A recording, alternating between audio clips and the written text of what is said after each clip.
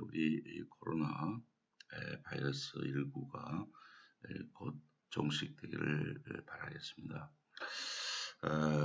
오늘은 제가 특별 강의로서 새로운 시대에서의 발전 시스템의 확률 원정 발전 시뮬레이션이라는 제목으로 좀 이야기를 해드리고자 합니다.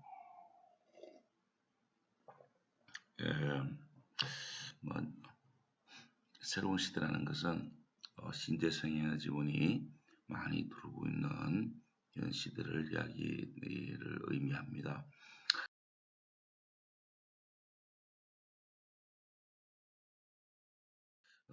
목차는 다음과 같고요. 이 확률론적인 발전 시뮬레이션은 상당히 역사 이렇게 나눠주고 있는 것 중에 하나입니다. 그래서 그거 조금 이따 말씀드리도록 하죠. 일단 지금 현재 발전 시스템의 불확실성은 다음과 같습니다. 보시는 것처럼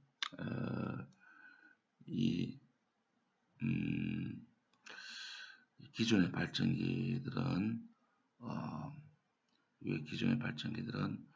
와 지금 신재생 에너지의 발전기하고 약간 차이점이라든가 불확실성의 종류라든가 이걸 말씀 좀 드리겠습니다. 여기 기존의 발전기는 이 불확실성을 크게 두 가지로 나누는데, 기존의 발전기는 보일러 또는 화력 발전 같으면 보일러인데 원자력은 리액터, 터바인 제너레이터 이렇게 있는데, 이런 것들이 발전소에서 사고가 날 확률을 고려하는 불확실성, 이것을 알리아토리 언서턴티라고 합니다. 이것은 이제 그 시스템 자체의 사고를 의미하는 거죠. 그 외에도 부하의 불확실성, 부하 예측의 불확실성, 그다음에 그 연료 공급의 불확실성, 석탄이나 LNG, 오일, 그리고 우라늄. 근데 이제 이 기존의 발전기는 이런 리소스의 불확실성은 낮습니다. 왜? 아시다시피 석탄 화력 저탄장에 저장 좀 몇 달치 놔두고 필요하면은 그때마다 공급을 하면 되는 거죠. 제가 알기로는 2달치입니까? 2달치를 항상 확보하고 있는 거죠. 그래서 이와 같이 되어 있는데, 이러한 리소스 공급의 불확실성이나 부하의 불확실성, 부하 예측의 불확실성, 이런 것을 epistemic uncertainty라고 합니다. 그러니까 크게 uncertainty는 두 가지로 aleatory uncertainty와 epistemic uncertainty로 바꿀 수 있는데, 분류할 수 있는데, 이러한 불확실성을 우리 일종의 리소스의 공급의 불확실성도 epistemic 불확실성이 되겠죠. 이렇게 분류를 하고요. 이 참고로 epistemic 불확실성은 우리가 연구를 열심히, 정보의 불확실성이죠. 이 정보의 불확실성은 연구를 열심히 하면은 줄일 수가 있습니다.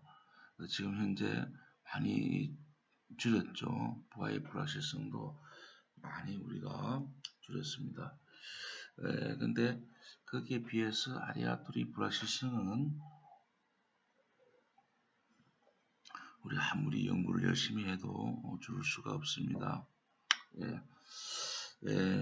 자, 이것이 신재생 에너지원은 어떻게 되느냐?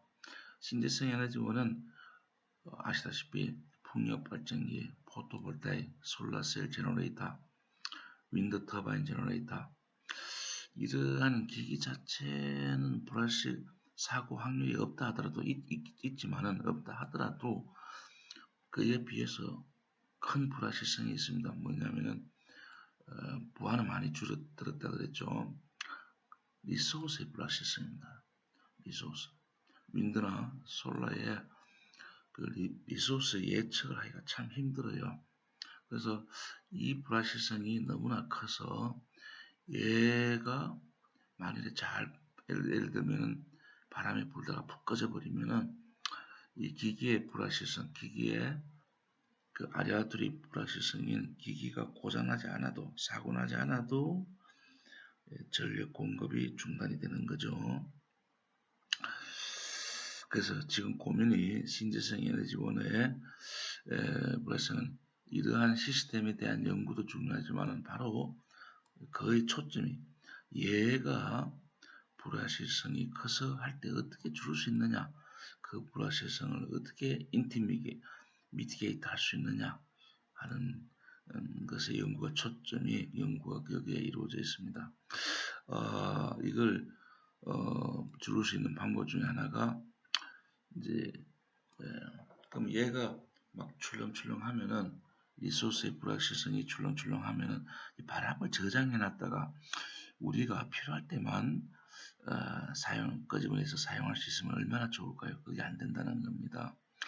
그러면 얘가 출렁출렁 할 때마다 이 출력이 출렁출렁 합니다. 그래서 이걸 어떻게 즉 미티게이트 시키느냐 하는 기술에 연구가 초점이 맞춰져 있습니다. 그 중에 하나가 이제 에너지 저장 장치 ESS를 설치해서 한다든가, 전력 시장을 더 활성화시켜서 한다든가, HVDC를 간다든가, 여러 가지, 또는 디맨드 리스판스를 이용한다든가, 뭐 이러한 것들이 6가지가 종류가 개발되어 있습니다만은 그것은 또 나중에 또 말씀드리죠. 어쨌든 발전 시뮬레이션은 고려 대상 기간에 따라서 부하 모델이 달라지고요. 다시 말씀드리면 우리가 단기 운용 계획이나 장기 운용 계획에 장기 운용은 이제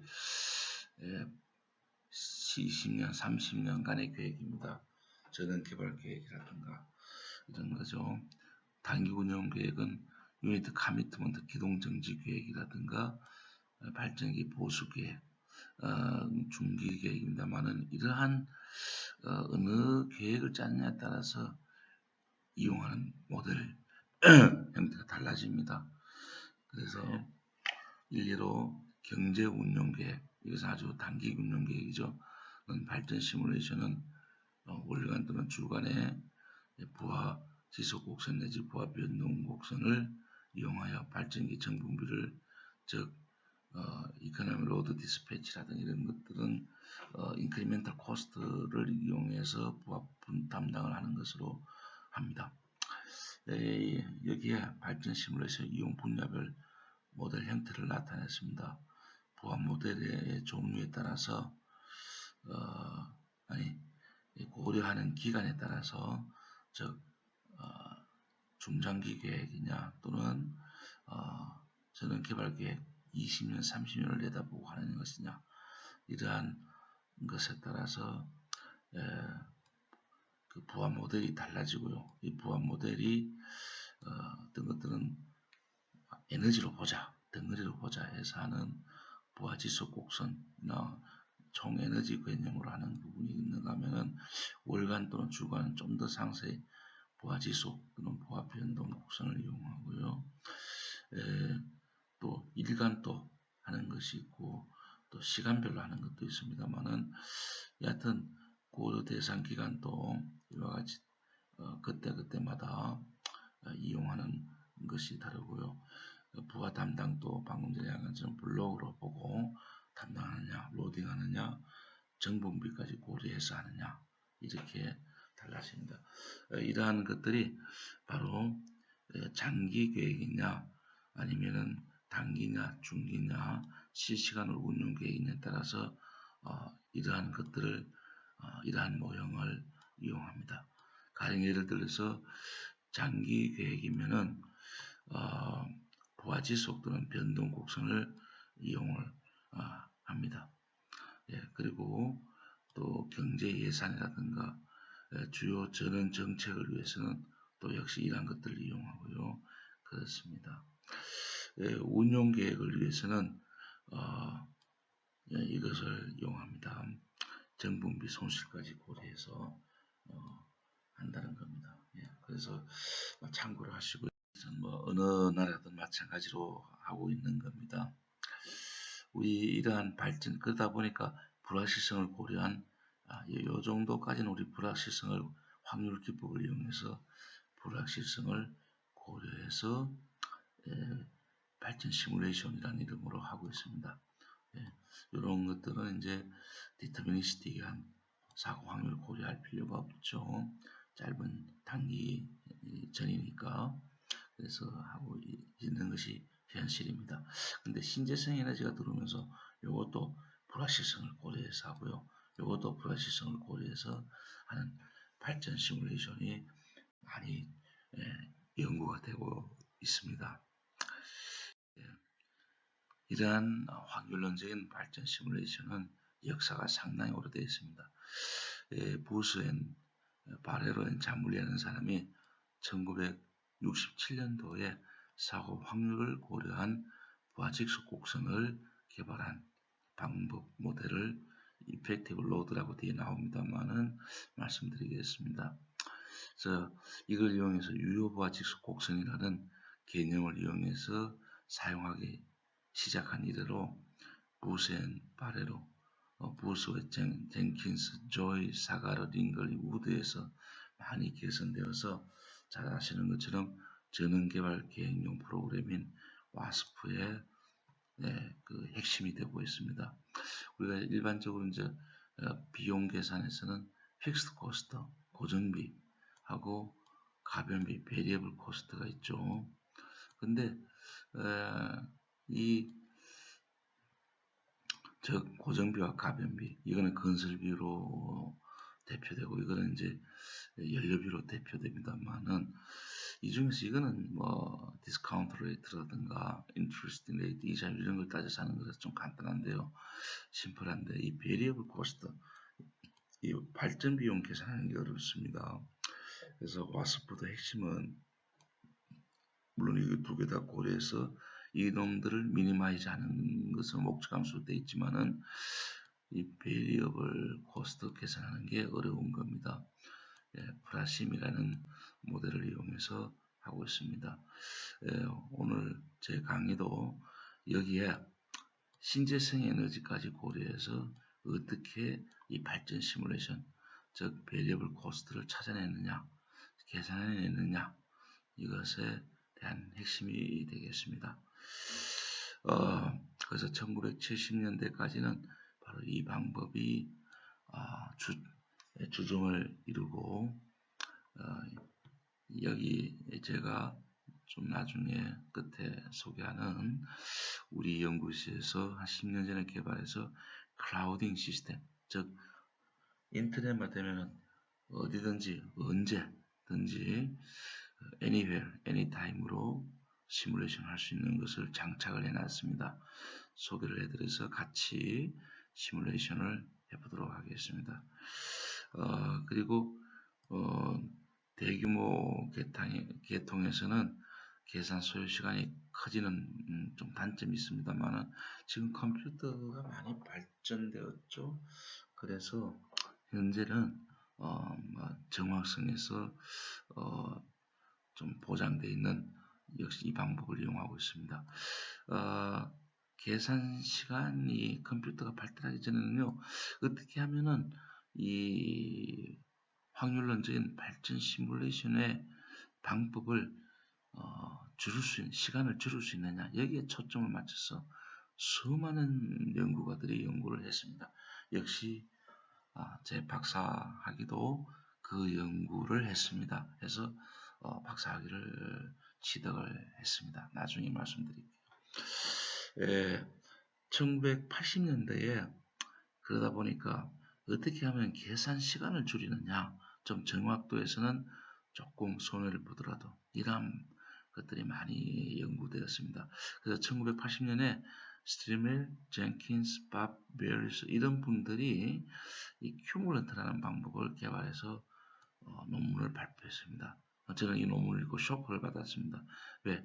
기존에 이 방법보다도 10분의 1, 10분의 1 정도로 계산 시간을 단축시키는 거죠. 그러니까 10분 걸리는 게 1분 만에 10시간 걸리던 게 1시간 만에 돌아간다는 겁니다. 계산을 해낸다는 겁니다.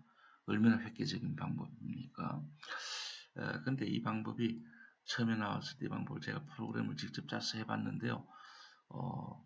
정확도가 떨어져요. 다시 말하면 신뢰도 값이요. 막 마이너스가 나와요. 여러분 예비력이 마이너스 나오면 안 되죠. 확률론적인 신뢰도는 LOLE, ENS라는 확률론적인 정전시간, 확률론적인 발전 에너지 이런 것으로 되어 있는데요. 이것이 마이너스가 나와요. 그러니까 말이 안 되는 거죠. 그래서 처음에는 큐뮬런트 방법은 이제 큐뮬런트라는 모멘트를 이용한 큐뮬런트라는 인덱스가 있습니다. 이것을 이용해서 그람 차례 시리즈로 표현해서 하는데 계산 속도는 방금 전에 이야기 드린 것처럼 굉장히 빠른데 정확도가 떨어졌습니다. 그래서 이게 좀 문제가 됐죠. 그 후에 이 단점을 보완하기 위해서 바로 큐뮬런트 방법을 믹싱한 Mixture of Normal Approximation, 모나, 모카 이런 방법이 개발되어서 나왔습니다.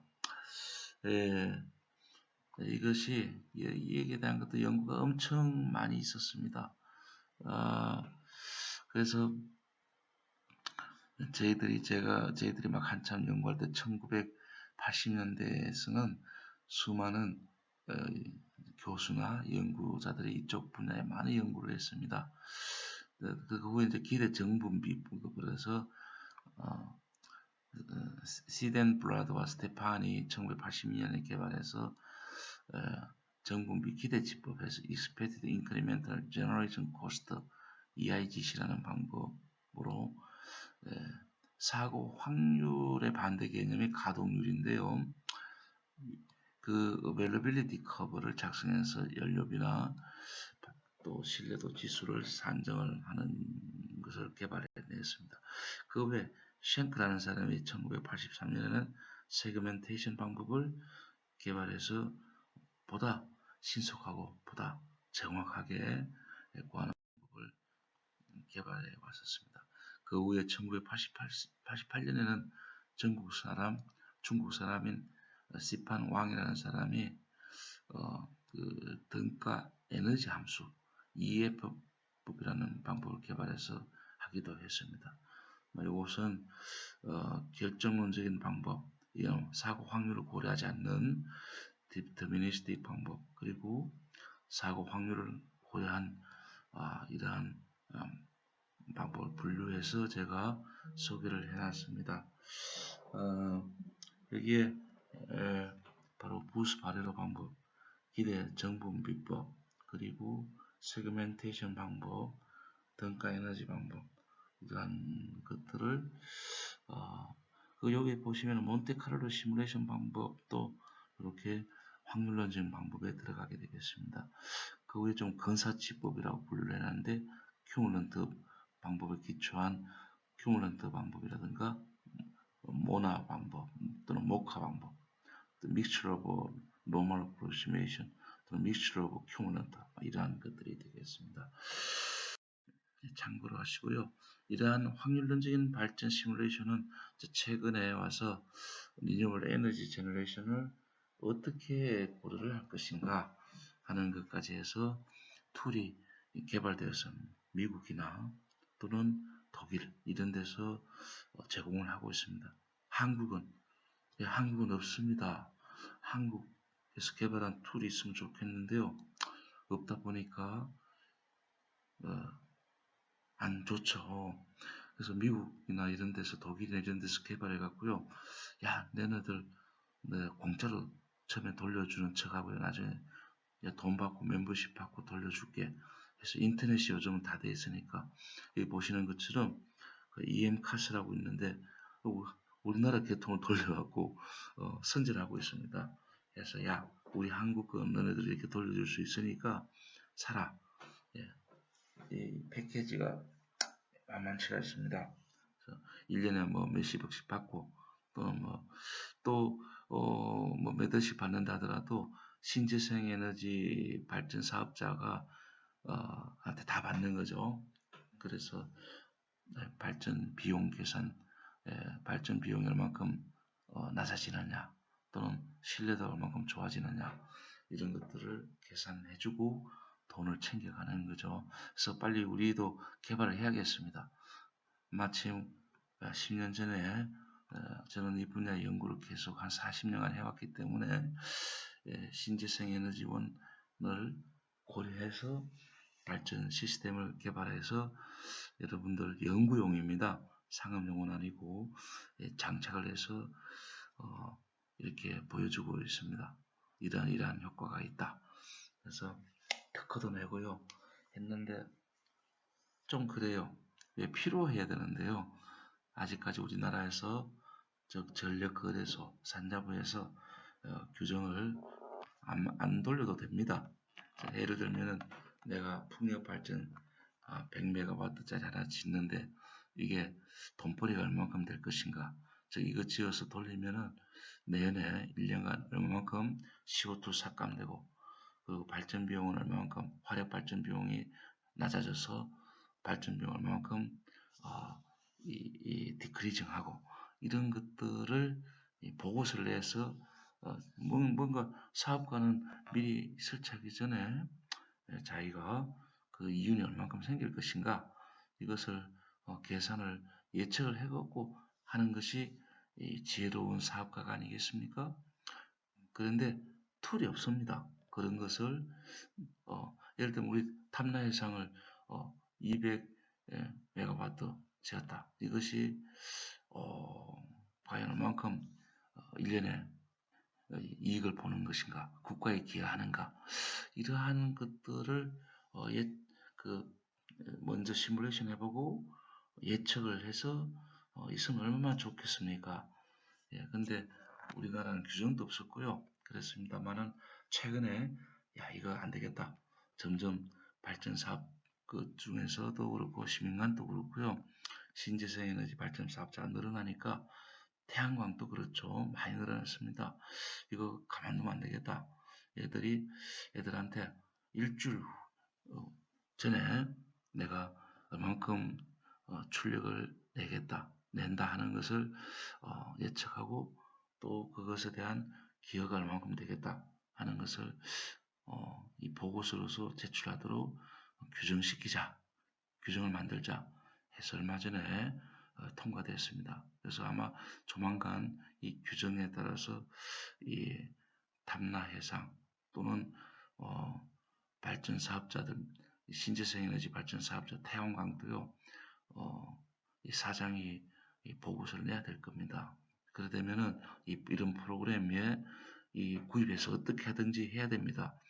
이것을 알고 예측을 하고 10년 전에 개발해서 이렇게 좀 홍보를 하고 있습니다. 같이 그래서 특허를 냈는데 특허 우리 남동에 다 드렸습니다. 이 국립대학 교수는 개발하면은 국가 소유로 돼서 국가가 가져갑니다. 특허를. 물론 발명자는 그대로 이름이 제 이름으로 되어 있지만은 가져가고 이제 몇 년, 3년인가요? 갖고 있다가 팔리지 않으면 다시 돌려줘요. 근데 이거 뭐 제가 갖고 있어봤자 무슨 의미가 있겠습니까? 그래서 우리 남동에 뒤에 제가 소개 드리고 같이 시뮬레이션도 해봅시다. 예를 들면 바람이 10m 짜리가 있는데 1m per sec로 더 불면 얼만큼 이익을 보는가, 태양광에 1W 100W 메타 per second 태양광이 비치면 얼마만큼 더 좋아지느냐, 이러한 것들을 예측할 수 있는 거죠. 그래서 그거 보시고요. 같이 그 실험을 해보도록 해보겠습니다. 신재생 에너지 발전에 대한 확률론적인 발전 시뮬레이션을 개념을 우리 보시다시피 요게 사고 확률을 가지니까 요거하고 결합하는데 이제 문제가 있는 거죠. 어려움이 있습니다. 그때는 사람이 참 뭐든지 공짜는 없습니다. 뭔가 하나 좋으면 하나는 나쁜 거죠, 그죠? 근데 요거를 결합하는 과정이 바로 결정론적인 오리지널 파워, 이 사고 확률이 없는 것 대신에 발전기가 없는 것 대신에 혹으로 부하를 하나 더 생성한 요거는 요거를 결합하는 바로 핵심 방법이 컨볼루션 인테그럴 상승적 분입니다. 여러분들 제 시간에 상승적 분 배웠죠? 이 상승적 분에 라플라스 변환 이용하면 상승적 분 가능하죠. 약간의 이 상승적 분하는데 시간이 좀 오래 걸려요. 이 상승적 분을 어떻게 하면은 빨리 할 수 있느냐? 여기에 지금까지 많은 초점이 이루어졌습니다. 그래서 저도요 박사학위가 바로 이걸 어떻게 하면 상승적 분을 빨리 하느냐, 이 하트리 트랜스폼이라는 것을 이용해서 개발을 했습니다. 이래서 박사를 받았습니다. 예, 나중에 한번 시간 되면 또 소개해드리겠습니다.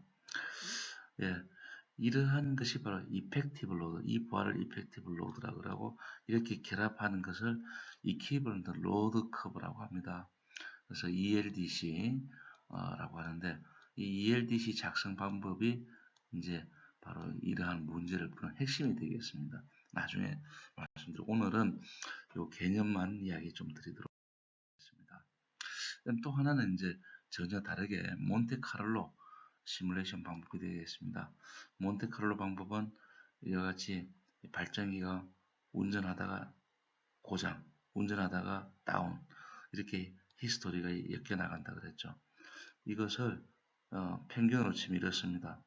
예, MTTF, MTTR 평균 운전 시간, 평균 운전 못하는 시간, 다운 시간 이렇게 되는데요. 이걸 수학적으로 표현하면 이렇습니다. 이때 제가 이야기 드린 것처럼 FR은 바로 총 평균 운전 시간분의 평균 다운 시간이 되겠습니다.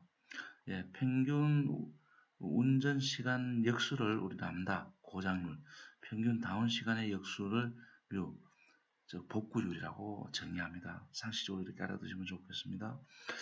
예, 근데 이것을 이러한 FR을 또는 람다 뮤를 이용해서 이것을 고려해서 가상적인 100만 년치를 작성을 하는 겁니다. 뭐를 이용해서 랜덤 넘버 난수를 이용해서요. 이게 이제 가상적인 겁니다. 그러니까 실제로 FR이 0.01이라고 하면 0.01을 가져와 갖고 그 0.01을 갖는 발전기에 가상적인 100만 년치의 운전 역사치를 작성을 하고요. 이걸 이용하는 겁니다. 한 이거하고 결합하면 부분은 이게 그 공급 지장이 발생했네요. 이 공급 지장 발생한 요 밑에 이제 시간이 되는데 시간을 다 합쳐서 평균한 것이 LOLE가 되고요. 그 다음에 에너지, 요 면적은 에너지가 되겠습니다.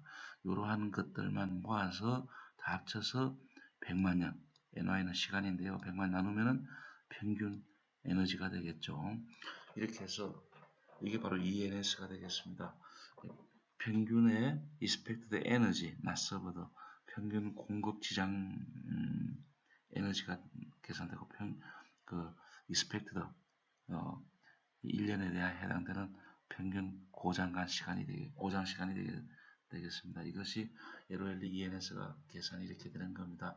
이것이 바로 몬테 되겠습니다. 여기 간단하게 결정론적인과 확률론적인 기법의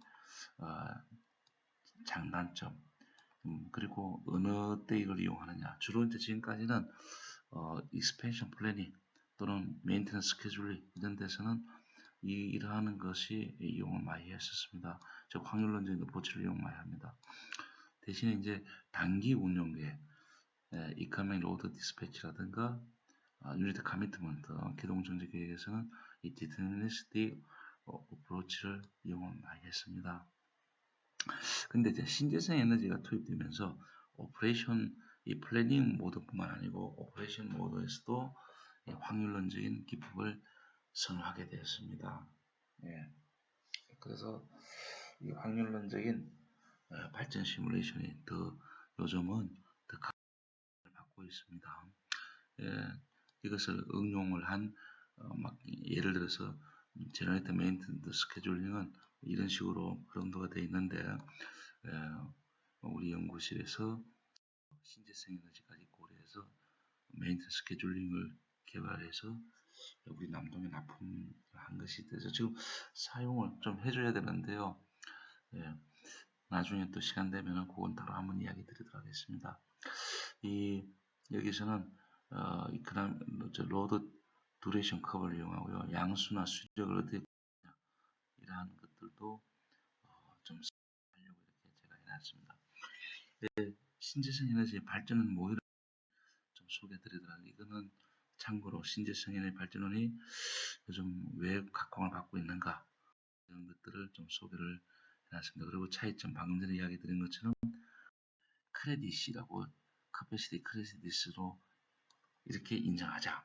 그래서 지금 이게 연구를 근래 와서 엄청 연구가 많이 했었습니다. 이 태양광은 더 심해요. 이 커패시티 크레딧이 한 15% 정도 되면 잘 나오는 겁니다. 태양광은 10한 5% 이하고요. 윈드 터바인은 한 25% 이하 정도 됩니다. 바람이 그 정도밖에 안 됩니다. 그래서 잘 돼야 이렇다는 거죠. 근데 우리 탐나 해보니까요, 한 26%가 나와요. 와, 이거 우리 탐나해상 굉장히 돈벌이 잘하는 거죠.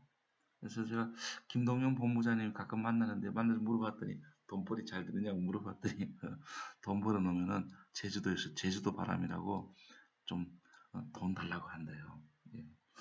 하여튼 참 이제 제주도도 우리 지방자치단체별로 바람도 그렇고 태양광도 그렇고 우리 태양이다 진주 태양이 아니냐 또 진주 바람 아니냐 이래서 다 뜯어가는 거죠. 참 그래요.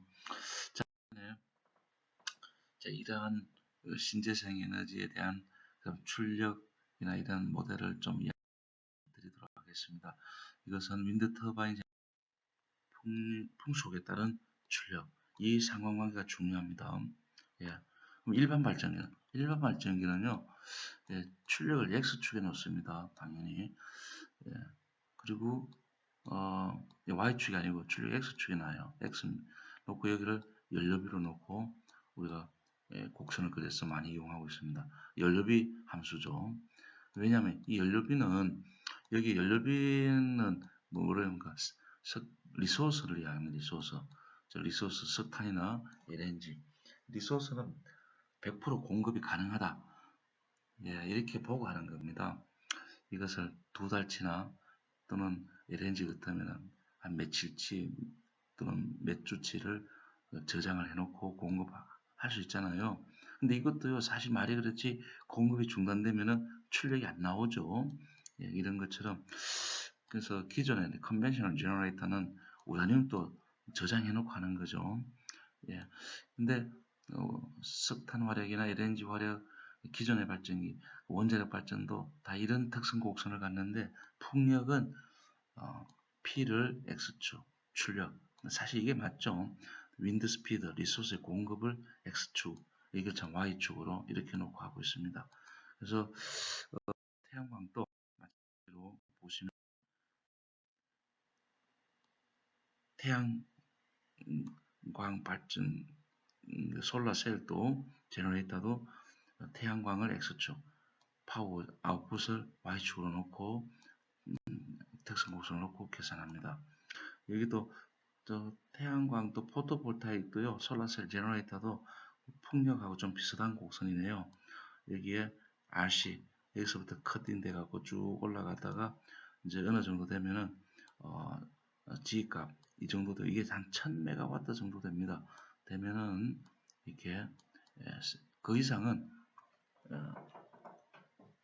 포화 세츄레이션 돼서 이 태양광 발전이 더 올라가지 않습니다. 대신에 이제 차이점은 풍력은 너무 25m/s 이상 불면은 너무 센 바람이라서 막 타워가 무너지고 하기 때문에 출력을 안 냅니다.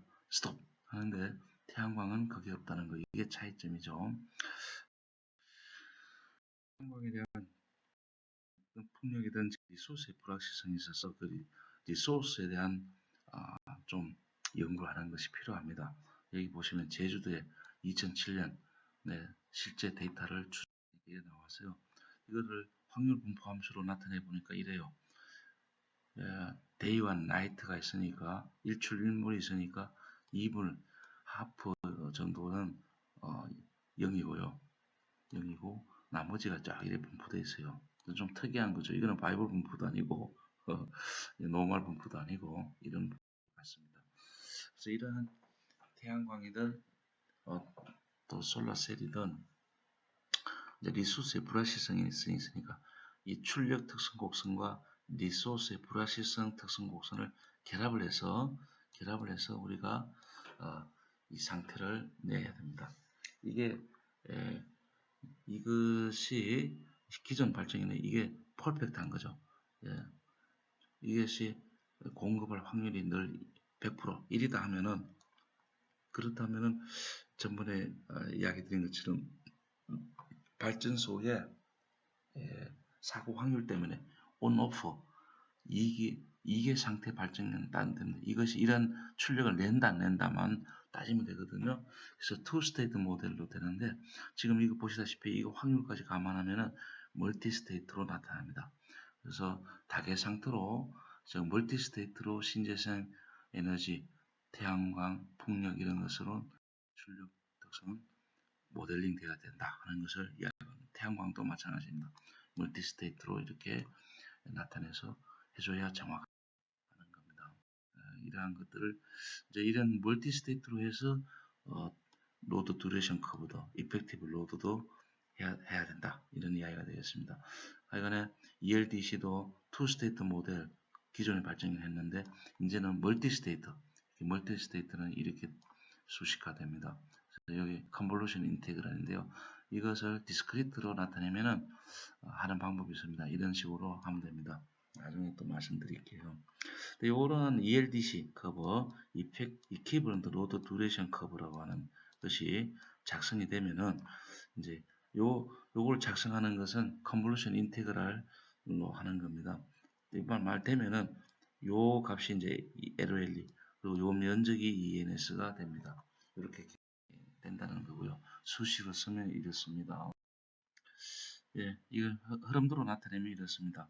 신재생 에너지의 윈드 스피드와 솔라셀 모델을 예측을 하고요. 이걸 투스테이트 모델로 나타내고 그 다음에는 이제 신뢰도 계산으로 들어가고 발전 비용도 계산하고 커패시티 팩터도 계산하고 CO2 에미션 이때 물론 태양광하고 풍력이라든가 이런 건 CO2 없죠. 대신에 얘들이 출력을 많이 내면 기존 발전기가 출력이 감소되니까 CO2가 감소되겠죠. 이걸 계산하는 겁니다. 이런 식으로 프로그램을 짜는데요. 여러분들 이걸 툴박스를 개발해 놨습니다. 그래서 그걸 좀 소개를 해드리겠습니다. 여러분들 pwr.gsnu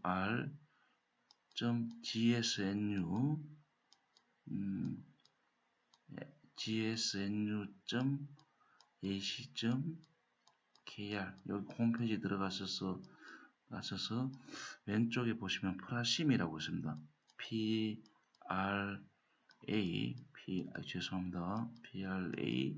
PRASIM이라는 것을 왼쪽 상단에 보시면 있습니다. 그걸 클릭하시면 이렇게 나타납니다. 그걸 클릭하시면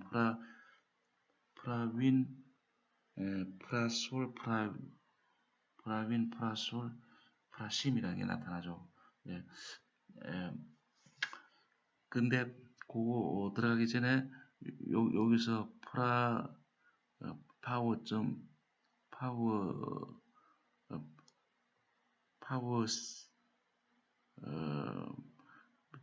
gsnu.ac.kr 하면서 보자. 파워시스입니다. 파워시스 죄송합니다. pwrsys.gsnu.ac.kr 뒤에 또 나오니까 이야기 드릴게요. pwrsys 시스템 할 때 sys.gsnu.ac.kr 요 홈페이지 들어갔으면은 제 연구실 홈페이지 있는데요. 그게 왼편 상단에 보시면은 프라심이라고 있습니다. 그걸 클릭하시면은 이렇게 나올 겁니다. 이렇게. 여기에 아이디는 게스트입니다. GU 게스트를 치시고요. GUEST 고객이라는 뜻이죠. 치시고 패스워드는 5347 제 핸드폰 번호 끝자리 4자리입니다. 이걸 치시면은 만들려면 이렇게 하면 된다는 이야기입니다. 다 들어가 있거든요. 예, 프라위는 제주도 프라소라고 프라위는 제주도 계통에 대한 것을 대상으로 해놨습니다. 프라위는 들어가 볼까요? 여기 샘플 01이든 01을 하나 치시는 겁니다. 샘플 01을 치세요. 그래 해서 파일 추가를 치시면 데이터가 이렇게 쫙 들어있을 겁니다.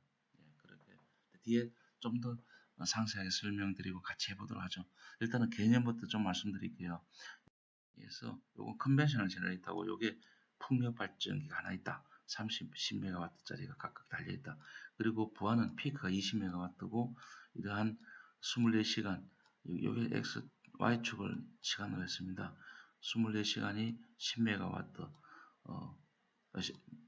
그 20MW가 14시간, 아니 10시간, 10MW가 14시간 해서 이러한 출력 특성 곡선과 그 다음에 이제 풍속의 이러한 것들을 이용해서 풍력 발전기는 컷인, 컷아웃, 윈, 레이트 스피드는 이렇고 ABC가 그러면 이걸 이용하면 ABC 나오지 않습니까? 그래서 풍속하고 결합해서 멀티 스테이트를 만드니까 이렇게 손으로 계산한 겁니다. 그래서 이것을 5개 상태 정도로 해서 계산하니까 이렇게 뒤에 계산한 결과가 나와 있는데요. 이걸 이제 이것도 보세요. 이게 대한 계통이 두 개밖에 없는 발전기인데도 좀 복잡한데요. 보통 하면은 어렵겠죠. 그래서 손으로 계산하고 난 뒤에 개발한 프로그램을 이용해서 싹 돌려서 두 개가 일치하는 거고 했습니다. 이거 하니까 요거는 풍력 발전기 없다고 쳤을 때, 요거는 풍력 발전기 있다고 쳤을 때, 요거는 풍력 발전기 대신에 10MW짜리 10MW짜리 기존 발전기, 화력 발전기가 들어간다고 쳤을 때 비교해 보면은 LOLEN에서는 당연히 보시는 것처럼 풍력 발전기 들어가면은 낮아지고요. ENS도 이게 크면 클수록 안 좋은 겁니다. 이하야는 크면 클수록 좋은 겁니다. 예, 이것은 더 올라갔어. 물론 풍력 발전기 대신에 일반 발전기 지으면은요 훨씬 좋아져요. 보시는 것처럼 신뢰도가 훨씬 좋아집니다. 예, 이와 같은 우리 같이 한번 나중에 대면할 때 해보도록 하죠. 예, 이거는 플라소울인데 태양광일 때는 좀 더 복잡. 태양광을 예를 들면 이렇게 태양광 멀티스테이트에서 계산한 겁니다. 그래서 제주도 계통이 한번 이렇습니다. 이게 제주도 계통이 이거였는데 또 우리 이 제주도 주위에 풍속이 좋네요. 빨간 거는 좋다는 겁니다. 여기도 좀 좋네요. 우리 영웅화력 있는데 아닙니까? 예. 탐라 해상이 한 요 정도 있죠. 요 정도 있습니다. 여기 한림 근처에 있는데 여기에 여기도 풍속이 좋은 것 같습니다. 그래서 해상 풍력이 좋은데 여기 이제 이게 크게 보면 행원단지, 성산단지, 한림단지 이렇게 이거는 가정을 한 겁니다. 거의 비슷하게 실제하고 가정했지만 실제하고 좀 비슷하게 좀 했습니다. 벌써 한 15년 전에 데이터이기 때문에요. 윈드 터바인 행원에 50MW, 성산 풍력 발전단지에 30, 한림에 20MW. 그래서 이거를 등가 발전기 하나로 놓고요. HVDC도 그때 하나로 봤네요. 지금 하나 더 있죠. 두 개입니다. 탐라 해상 여기 들어가야 되는데 이 데이터에다가 탐라 해상 넣으면은 이제 탐라 해상까지 고려한 발전 시뮬레이션이 되겠습니다. 그리고 알파, 베타, 감마는 연료비고요. 실제로 이제 남제주부터 있는 요거는 가스 터바인, 스팀 터바인 해서 디젤 발전기에서 이거는 발전 비용, 디젤 발전기 됐으니까 발전 비용이 들어가고요. 그 다음에 퓨얼 코스트, 발전기 연료 단가가 들어가야 되겠죠. 이건 특성 함수고 여기에 이걸 곱하면 이제 발전 비용이 되겠습니다. 그 다음에 CO2 배출 개수가 있죠. 이렇게 하고 사고 확률까지 감안했습니다. 요거 신재생 에너지 즉 풍력 발전기는 고장이 없다고 가정했습니다. 당연히 풍력 발전기는 연료비가 안 들어가니까 다 보십시오. 0입니다. 그래서 이제 로드는 실제 제주도 대통령의 부하였습니다. 2007년도일 겁니다. 2007년도 이 부하 직속국 선언 나타낸 거의 아마 실제 데이터하고 비슷합니다. 여기에 발전 비용을 의미하는 거죠. 얘들 얘들 발전 비용이 감소되는 겁니다. 감소. 그래서 여기에 탐나 해상까지 고려하면 탐나 해상이 들어감에 따라서 신뢰도는 얼마만큼 좋아지고 그 다음에 이제 발전 비용을 얼만큼 감소하는가를 우리가 계산해낼 수 있는 거죠. 예. 이게 전체적인 결과입니다. 풍력 발전기가 없을 때하고 있을 때하고 각각 모든 발전기들의 값도 다 계산이 됩니다. 우리 저 풍력 발전기 들어가니까 다른 발전기들이요 좀 다운되네, 그죠? 다운되네. 그래서 커패시티 팩터도 그렇고요. 프로덕션 코스트. 실제는 이게 판매가 돼야 돈벌이가 되는데 얘들은 좀 신재생 에너지 들어오면은 손해 보는 거죠. 우리 남동도 제주도에 그 기존 발전기, LNG 발전기 이런 게 있습니까? 없죠. 저는 없는 걸로 알고 있습니다만은 하여튼 그래서 제주도에 신재생 에너지 늘어나면 늘어날수록 얘들은 좀 싫어하겠죠. 자, 이것을 좀 더 자세하게 윈도우에이전을 들으시면은 요 밑에 요 값들입니다. 요 값이 좀 나오고 실제 각 발전기별로도 다 결과를 얻을 수 있습니다. 그래서 또 이것도 태양광에 대한 태양도 계산합니다. 서버는 제 연구실에 있습니다. 인터넷만 되면 인터넷 연결 고리로 들어가서 여기 제 연구실에 있는 이 클라우딩 시스템으로 서버에 있는 장착된 이 프로그램을 돌려서 결과를 보는 겁니다. 그러니까 세계 어디든지 언제든지 인터넷만 연결되면은 프로그램을 돌릴 수 있다. 여기서부터는 다음 시간에 좀 하도록 하겠습니다. 오늘은 여기까지 하도록 하겠습니다. 감사합니다. 예, 더 좋은 한 주 되십시오.